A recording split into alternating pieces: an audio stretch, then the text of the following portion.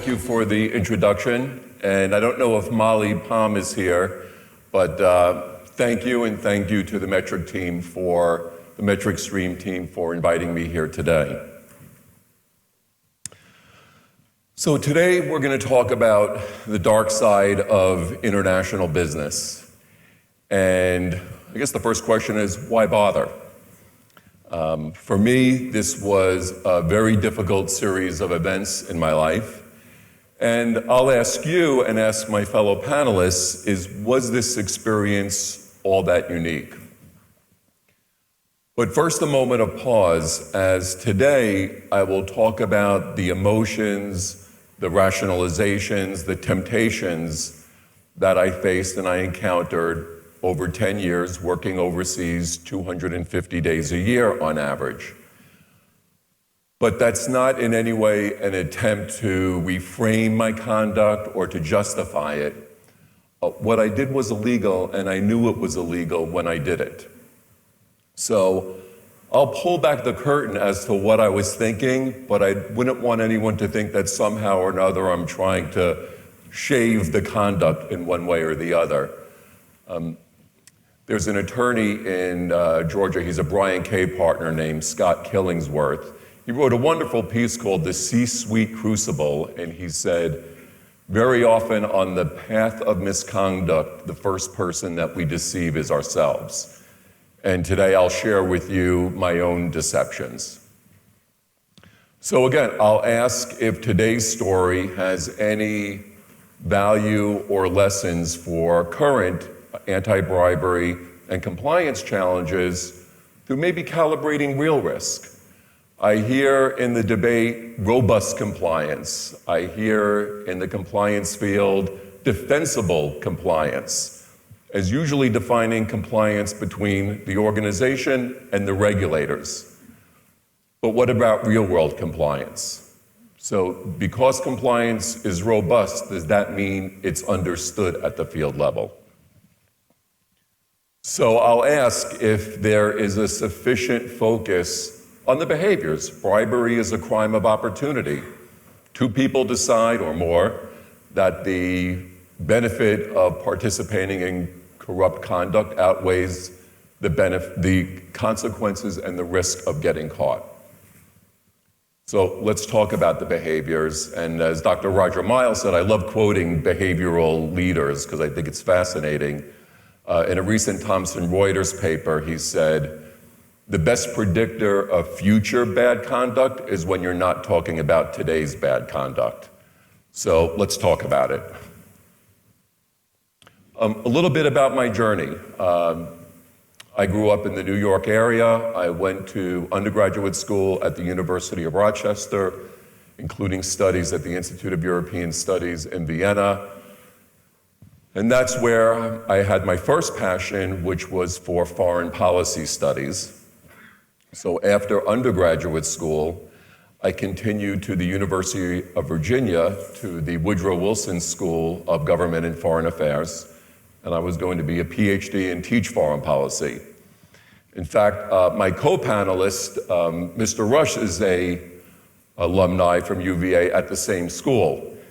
In fact, I shared with my wife last night, maybe if I had spent more time with Mr. Rush when I was there, I'd be sitting on the panel and someone else would be sitting up here talking about the dark side. And she just sort of rolled her eyes to that. But in 1987, I had two sort of big, it was one fork in the road in my life. Right around the time that I received the master's degree on my way to the PhD, my political science mentor said he had a White House fellowship opportunity for me in the Reagan administration. And he was strongly recommending that I take that White House fellowship. At the same time, I received a call from my father and my cousin inviting me to be the fourth generation in what was a third generation family business in the manufacture of product for the police and military markets. So as I'm sure you can imagine, being asked to continue a three-generation business was quite compelling. So I picked up my master's degree and went to work in the family business. By the time that business was sold in 1992, it was the largest manufacturer of bullet-resistant products in the world. So in 1995, I went to work for what was then a competitor. And in 1998, I was offered, although I was in US and military sales, I was offered the international vice president position in what was a really large and growing and successful manufacturing operation. So I started traveling around the world.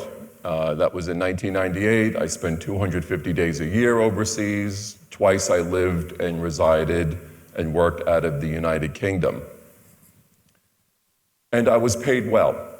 I had a very lucrative and generous compensation plan. And the reason why I share this is well-educated, well-compensated, why take the risk? So we'll talk about that. And 2007 was quite a year for me. I was terminated by my employer as a result of my former employer, as a result of a United Nations Oil for Food investigation. I was called in to proffer by the Department of Justice. That proffer session in 2007 led to 5 years of covert and trial testimony cooperation with the United States and the United Kingdom. And in 2012, I was sentenced after that cooperation was finished as part of my own plea bargain. I was sentenced to 18 months. I served 14 and a half, and I got home in December 2013. And here it is, we're talking about compliance at the front line. So this is an interesting slide. And I think this makes anti-bribery laws very unique in that if we look at this funnel, we have the laws, we have policies, we have procedures. And today's panel, Mr. Rush was with the Department of Justice for 27 years. He understands the law. Mr. Kapoor and Mr. Rasmussen, they understand what it is to develop and implement policy. But that's not where the risk is. The risk in anti-bribery laws are the furthest point from the C-suite, from the boardroom, in remote offices, often unsupervised, and that's the sharp end of compliance. So that's where I go back to my question is, does robust compliance mean understood compliance at that front line of risk? Because at the front line and in the field, what are we? We're tasked with growing the business, growing earnings, being successful. We're not attorneys, we're not investigators, we're not auditors. What we need is a set of compliance rules that's understood and calibrated to the real world risk that we face. And as Mr. Rush shared in a meeting we were chatting last week, this is where compliance gets intertwined at the front lines of business. And does it get embraced or does it get distorted to the exigencies of business growth?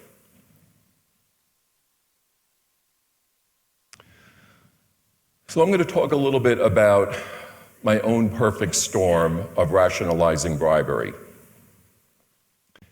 And I'm going to tell you a story. I usually save it for the end, but it's getting late and everybody likes a good story. So I'll share this with you because I think it's iconic of all these different elements. So does anyone know where Tierra del Fuego is? Any hands? Okay. So it's the southernmost inhabitable city in the world. So if you want to go on to an excursion in Antarctica, you'll gear up in Tierra del Fuego. So I'm sitting in Tierra del Fuego having a conversation with a customer of mine, a third party or intermediary. We had done a lot of business together, successful business together, and he shares with me that he's paying tolls to win the business that we already won and to continue to win the business. Now, I knew what he meant by tolls because the language of bribery involves many different colorful words except bribe. So I didn't have to ask if like we were going on the freeway. And you know what? When people ask me, when did you first confront bribery? This is pretty much the story. He wasn't asking me for anything. He was just sharing as part of his success and part of his success fee, he was engaging in corruption to win the business. So he's just sharing this with me. And for me, as I share, this is how I started to nod my way through breaking the law.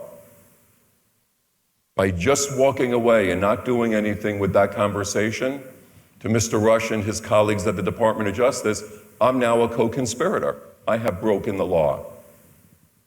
So for people in risk and compliance, you're thinking, why would you participate in that? Why not disclose it, get out of there, go home, and forget about him?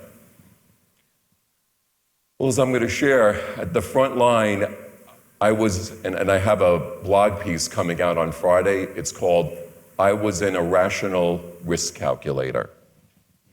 Okay? I did not calculate risk the way you might calculate risk, and we'll talk about why. So, procurement instability. You can think about it. Look how organized the bureaucracy is in the United States. For the most part, I know when we go to motor vehicles, we don't feel that way, but the institution of states are strong.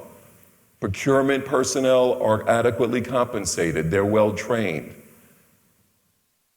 Overseas, in many environments, it's the opposite. Procurement personnel are poorly trained. The rules of procurement are deliberately confusing.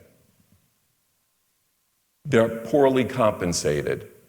And guess what? To make it worse, where in the US there's a high turnover of public procurement, for many high-risk or low-integrity or frontier markets, the procurements are organized at the national ministry level. They're far and few between. So it's a win big, lose big mentality at the front line. And you start to think, I think it's called loss aversion theory, where you could have one attender, and in some of these regions, as these procurement rules start to unfold and they're confusing, you become dependent, I became dependent on the third parties to sort of translate or move that tender along so you could get paid. At that point, I wasn't even thinking, I need to do this to win. I'm thinking, I need to do this to get it over with. Right? I don't want to lose this. It's already in my forecast. It's already in my quota. And these requests for small bribes in this environment of procurement instability just proliferate, especially in regions where those rules are deliberately confusing. So now we get to incentive compensation. And I have a few prompts here. There's a wonderful series of articles in the Harvard Business Review, which I encourage you to get in the April edition on incentive compensation. So here I just ask, how are you indexing incentive compensation? In other words, is it for individual performance, what we call eat what you kill? Is it to group performance or corporate performance? And how often are you indexing it? Is it quarterly quotas, semi-annual quotas, annual quotas? And I refer to the HBR article to promise you that I didn't make this up. 40% of my total compensation was fixed. That was base compensation. 60% was incentive. So what does that tell you about me? It tells you I was confident, and it tells you I was willing to take risk. And the profiles of some of your better business development people, I'm sure you well know, they're risk takers. Okay? That's sort of what you want. So how are you compensating them? Because when you look at these low integrity regions, okay, where corruption is a part of the culture, and you're giving them high quarterly forecasts, okay, with an eat what you kill bonus plan. In other words, it's not about how well the corporation does or how the group does, it's how well you do. Then, as I've shared, at the front lines of business, success and compliance become a zero-sum game, or what I've actually heard, the compliance department becomes the bonus prevention department. Okay? As those in the field ponder, what does management really want? Okay, I signed multiple FCPA affidavits. Okay, I knew it was illegal. But at the front lines, you compare the spoken social messages of compliance against the unspoken message of win above all else. So what's the tipping point? Because if you're expecting people to behave rationally at the front line, are you incentivizing them with an outcome that distorts their vision and makes them irrational risk calculators? So I don't want to understate the importance of compensation as the unspoken compliance message in an organization. And another one of these, the trio of the Harvard articles, talks about if you've got people in unstable sales areas with high risk, you should not be indexing their performance to short-term goals. Okay? Because what happens when someone has a big sale and a big quota and a big forecast sitting on a dock somewhere, and it's a week before a quarter ends, and they're thinking, for this small bribe to this inspection official, okay, that stuff gets cleared this quarter, and you know what? For what I need to pay, I might not even have to pull that money out of the company. I might just pull that out of my pocket, or maybe I'll split it with my agent, because I need to make my numbers. When people ask me, why'd you do it? One of the first things I share is, I never thought I would get caught. And back to Tierra del Fuego, okay? When I'm sitting out there in a luxury hotel, staring at a glacier, I'm not thinking there are a lot of people around to hear this, okay? And tick-tock if I just walk away and nod my head. I'm in real trouble. Because if there's one thing that your better frontline business people will know, it's how to calculate their bonus, it's how to calculate their commissions. But the last FCPA trial was in 2012. Okay, Paul Peltier, in an article in the Wall Street Journal called the bribery sinkhole, he points out that it's taking, on average, 7 years to do an FCPA investigation. I don't really know how much they're indexing, or how, certainly I didn't index at all, the consequences and the probability of getting caught. And then we go back to the language of bribery. What's the one word it doesn't use? Bribery. No victim. I mean, we just have to go to Transparency International to understand societies are victimized, human rights, standards of living, money's being stolen out of the public treasury. It's not going to education. It's not going to hospitals. Bribery has many victims. At the field level, back to Tierra del Fuego and the luxury hotel, I wasn't thinking anybody was getting hurt. In fact, I'm thinking this is sort of a win-win. I make my plan, I make my bonus, the company gets the sale, my third party's happy, the end user, the public official that's taking the bribe, he or she's probably so underpaid, it's just a little something to make ends meet. So who's really getting hurt here? So there's a very strong ethical unawareness at the business level. And in another one of my props, a must-read, Professor Francesca Gino from Harvard, who I've had the pleasure to meet, in a book called Sidetracked. She talks about altruistic behavior, that even when acting unethically, when you're thinking others are benefiting, it's much easier to rationalize and justify. I certainly did. And one other example, because everybody likes a story, in one of the charges in my own plea bargain, the end user actually paid less money for the product, and the quality wasn't compromised, but the end user paid less money for the product because of the bribe, because I had inside bidding information, so I was able to lower my bid to beat out the competitor. So here it is, the end user is saving money. It goes back to that frontline, I call it an illusion and distortion. The bribery can be a win-win.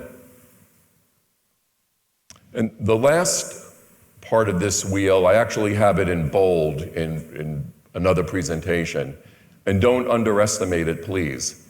It's the how things get done around here, okay? When you have your teams working, sometimes living in these areas, or maybe they're spending their weekends laying over, you get ethically numb to your surroundings. I think I've heard it called going local. And you start to think, this is how things get done around here. So where we started with Tierra del Fuego and how I was nodding my head through breaking the law, when more direct requests came to my attention where to behave and to participate in corrupt transactions, I had to do more than just nod my head. Well, you know what? I wasn't indexing that decision to the start, which is ethical behavior. I was indexing that decision to the one before, which is, I'm already doing it anyway. This is just the way things are done in this business. So it was like the next step, but not starting back from the beginning. So a rationalization, yes. Is that an irrational calculator? I certainly was, okay? And I hope that this helped you think about some of the tipping points that people today in your organizations who are well compensated and who are well educated, how they might be struggling, and what are the unspoken and the spoken messages that you're sending them, and are they all aligned? So this slide here is a presentation on itself, but I'll just sort of glance over it for a minute. We understand third-party risk. I mean, that's probably one of the more common and elevated debates in the compliance field is how to manage third-party vendor risk. And we hear and we speak of investigations, how do you verify data, how do you assess risk for your third parties? Well, I'll share a little bit on the frontline thinking. Most of them don't even see themselves as signatories to these anti-bribery conventions in many of these countries. So their attitude is, I need to get the deal done, just tell me what paperwork I have to sign. It's not even my law, or worse, it's legal here. So I've seen third parties who are corrupt, who had no problem signing anti-bribery provisions in their contract. And going back to the last slide, we go back to you get close, you get comfortable. We understand that hospitality is an important part of the culture in many of these regions.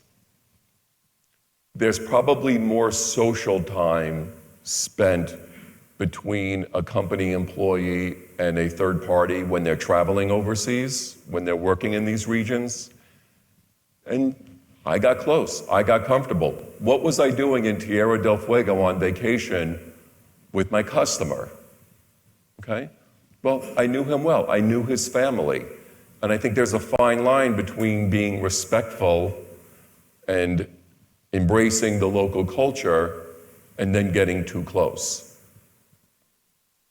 And there's another circle there, I call this the ring of lies, on how these all create barriers to even a well-meaning assessment program. I had an agent in South America. He wasn't doing much business. I called him and said, what's going on? He said, Richard, relax. The election was just finished. There are going to be new people seated in the ministry and at the procurement level. Those are my people. And quote unquote, Richard, they know they only have 2 or 3 years to make their pension. So business is going to be good. So there's regime change that took a third party that I thought had behaved non-corruptly, and due to regime change, it totally changed where they were on that continuum. So there's a little bit about third-party risk.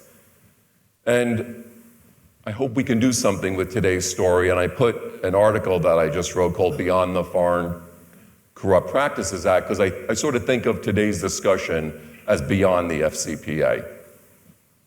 Thank you.